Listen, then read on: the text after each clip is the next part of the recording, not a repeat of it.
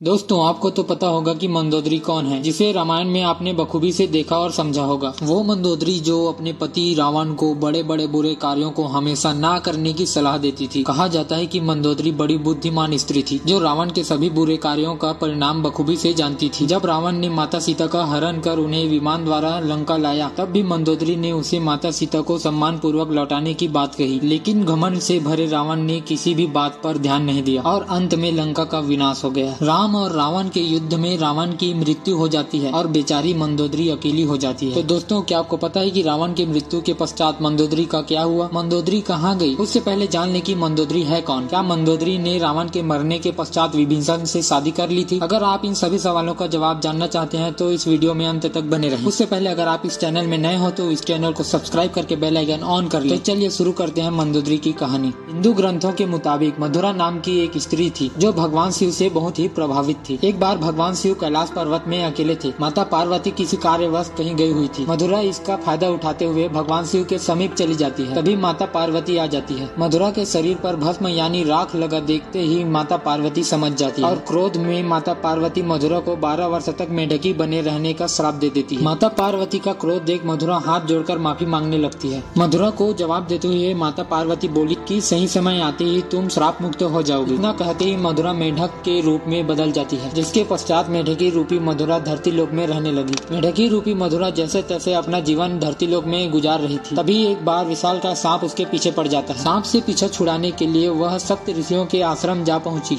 जहां ऋषियों ने खीर बनाने के लिए चूल्हे में खीर से भरा बर्तन रखा था। मेढकी रूपी मधुरा उस बर्तन के एक छोर में चढ़ जाती है। तभी सांप नजदीक आ जाता है, जिसे देखते ही मेढकी रूपी मधुरा बर्तन के दूसरे छोर में चली जाती है। जब सांप मेढकी रूपी मधुरा को खाने के लिए बर्तन में जैसे ही चढ़ता है, वह खीर में गिर जाता है। घर में खीर में गिरने से उसकी मृत्यु हो जाती है। यह देख मेढकी रूपी मधुरा सोचने लगी, यदि ये खीर ऋषि मुनि खाएंगे तो वे सांप के जहर के वजह से मर जाएंगे, और उन ऋषियों के अंदर आने का इंतजार करने लगती है। ऋषियों के अंदर आते ही वह खीर में कूद जाती है। यह देख सप्त ऋषि कहते हैं, इस खीर में तो मेढक चला गया, ये खीर खाने लायक नहीं रहा। और फिर उन ऋषियों ने उस खीर को बाहर फैला दिया। खीर में देखा तो वहाँ मेढक के साथ एक सांप भी मरा हुआ था। जिसके बाद सप्त ऋषि सोचने लगे कि जहरीले खीर से बचाने के लिए उस मेढक ने अपनी जान दे दी, और सभी ऋषि मुनियों द्वारा उस मेढकी रूपी मधुरा में प्राण डाला जाता है और वो जीवित हो जाती है। जिसके बाद मुनियों ने उसे एक सुंदर कन्या का रूप दे दिया और उसका नाम मंदोदरी रख दिया। लेकिन समाज के नियमों के वजह से सप्त ऋषियों ने उसे अपने साथ नहीं रखा और महर्षि कश्यप के पुत्र मायासुर को सौंप दिया। मायासुर और उसकी पत्नी ने उस कन्या को पुत्री के रूप में गोद ले लिया। मायासुर, जिसे राक्षसों का विश्वकर्मा भी कहा जाता है, जिसे ब्रह्मा जी से वरदान मिला था कि वो सिर्फ अपने दम पर कहीं भी गाँव व शहर खड़ा कर सकता था। इसी वरदान के चलते मायासुर ने अपने पत्नी के लिए मंडोर नाम का एक नगर बनाया, जो वर्तमान में जोधपुर में स्थित है।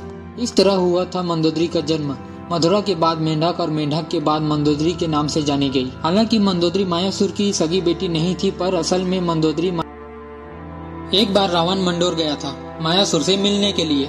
वहाँ उसकी नजर मंदोदरी पर पड़ती है। रावण मंदोदरी पर मोहित हो जाता है, जिसके बाद रावण अपने और मंदोदरी की शादी का प्रस्ताव मायासुर के समक्ष रखता है। मायासुर को यह रिश्ता मंजूर नहीं था, पर रावण के डर के वजह से वह रावण को मना नहीं कर सका। मंदोदरी भी अपने पिता का बात नहीं टालना चाहती थी और रावण से विवाह के लिए राजी हो गई। कहा जाता है कि राजस्थान के जोधपुर के मंडोर रेलवे स्टेशन के पास एक जगह है। इसी जगह पर रावण और मंदोदरी की शादी हुई थी। रावण की कई रानियां होने के बावजूद वह मंदोदरी को अपनी खास रानी मानता था। प्रभु श्री राम ने रावण को मारने के लिए एक दिव्य अस्त्र का उपयोग किया था। इस दिव्य अस्त्र के बारे में रावण ने सिर्फ मंदोदरी को ही बताया था, लेकिन पवन पुत्र हनुमान ने इस दिव्य अस्त्र का राज बड़ी ही चालाकी से मंदोदरी से पता किया और फिर इसी दिव्य अस्त्र से प्रभु श्री राम ने रावण का वध किया। इस तरह से देखा जाए तो रावण के विनाश के पीछे मंदोदरी का भी हाथ था। मंदोदरी रावण के सभी बुरे कार्यों के विनाश के बारे में जानती थी और रावण को गलत कार्यों को ना करने की सलाह भी देती थी, पर रावण ने मंदोदरी के किसी भी बात पर ध्यान नहीं दिया, और जिसका परिणाम आप जानते ही हैं कि रावण के साथ क्या हुआ। अब सवाल यह उठता है कि रावण की मृत्यु के बाद मंदोदरी ने विभीषण से शादी क्यों की?